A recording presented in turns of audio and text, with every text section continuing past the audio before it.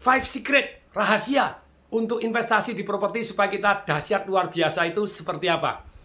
Jadi nomor 1, perhatikan tentang timingnya, precise timing. Kemudian yang kedua adalah perhatikan satu yang namanya developernya siapa. Yang ketiga, banyak sekali yang bilang bahwa ketiga ini adalah dianggap yang paling penting gitu ya. Yaitu apa? Lokasi, lokasi, lokasi. Katanya 3L, bahkan 5L. Lokasi, lokasi, lokasi, lokasi, lokasi. Nah, bahkan 8L. Lokasi, lokasi, lokasi, lagi-lagi, lokasi, lokasi lagi. Nah itu, jadi sekali lagi bahwa lokasi ini sangat penting. Kita akan bahas satu persatu gitu ya. Nah kemudian yang keempat itu adalah tentu saja adalah smart financing, di mana kita harus smart secara financing. Kemudian yang kelima kita harus memilih pengelola properti kita yang tepat.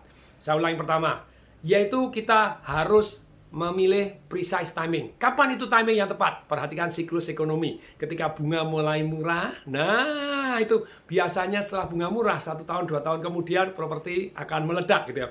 Meledak, boom, sampai bunganya diturunkan lagi. Sampai bunganya dinaikkan lagi. Jadi kalau bunganya dinaikkan lagi, lah itu tanda-tanda properti agak ngeri-ngeri sedikit gitu ya. Kemudian berikutnya ini. Jadi yang namanya timing yang tepat juga siklus properti. Biasanya properti ketika sudah anjlok 3-4 tahun kemudian mulai naik.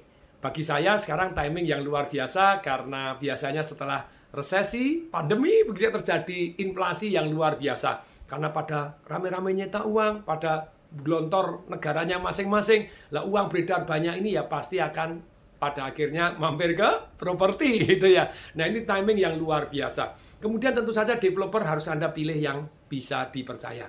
Karena ada satu timing lagi Anda bisa mendapatkan properti yang murah, yaitu apa? Sebelum dibangun atau lagi tiang pancak, yaitu very good time. Tapi Anda harus milih developer yang bisa dipercaya.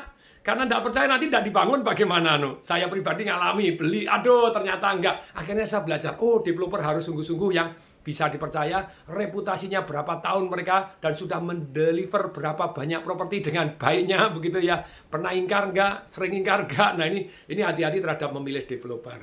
Nah kemudian yang ketiga, tentu saja, yaitu adalah lokasi, lokasi, dan lokasi. Lokasi apabila infrastrukturnya jadi, terus kemudian juga yang namanya lokasinya prime, terus kemudian daerah pariwisata, di mana pariwisatanya meledak, dan tentu saja ini akan naik. Jumlah penduduknya nambah. Nah ini lokasi yang top market top, jos market jos. Dan lokasi ini tentu saja harus legal surat-suratnya. Perhatikan teman-teman, ini penting sekali begitu ya. Kemudian yang keempat, smart financing. Mau cash atau mau nyicil? Tergantung bunganya. Dari waktu ke waktu, perbandingan bunganya seperti apa. Misalnya, hari ini kalau Anda bisa mendapatkan bunganya di bawah 5%, ya nyicil silakan. 5-10% kalau bisa nyicilnya jangka menengah. Nah, kalau di atas 10%, ya kalau bisa jangka pendek dilunasin secepat mungkin kalau punya duit. Nah, cash boleh nggak? Boleh, karena kita tidak bisa melakukan satu yang namanya alokasi semua dikreditkan. Semua properti kita dicicil. Itu no gitu ya. Saya punya prinsip bahwa melakukan satu alokasi tertentu ke dalam properti ya saya bayar cash. Apalagi kalau cash dapat diskon. Apalagi kalau cash dapat buyback garansi dari perusahaan yang saya sangat percaya. Nah itu luar biasa, perhatikan. Cashnya diskonnya berapa? Diskon 10%, diskon 15%. Sedangkan kalau saya deposito bunganya kecil, ya mending lebih baik saya bayar cash gitu ya. Nah kemudian tentu saja pengurusnya siapa? Apabila properti ini Anda tidak urusin dengan baik, misalnya Anda mau sewakan. Nah Anda sewakan itu ada yang tahunan, ada yang bulanan, ada yang harian. Hari dengan adanya Airbnb, Anda bisa manage dengan mudah, di mana income harian sewanya tentu saja lebih besar daripada sewa per tahun. Akibatnya Anda bisa manage sendiri, atau Anda bisa titipkan orang-orang yang memang mengelola.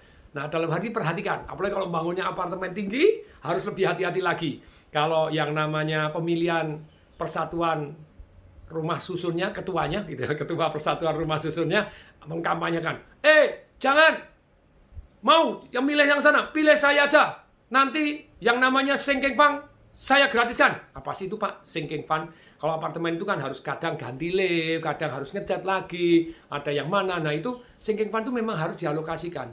Kalau orangnya ceritanya, ini nanti murah, servis fund murah semuanya. Apartemen lama-lama rusak. Ketika lift rusak, siapa yang ganti? Jadi harus yang biayanya masuk akal dan pengelolanya bagus, bisa kita percaya.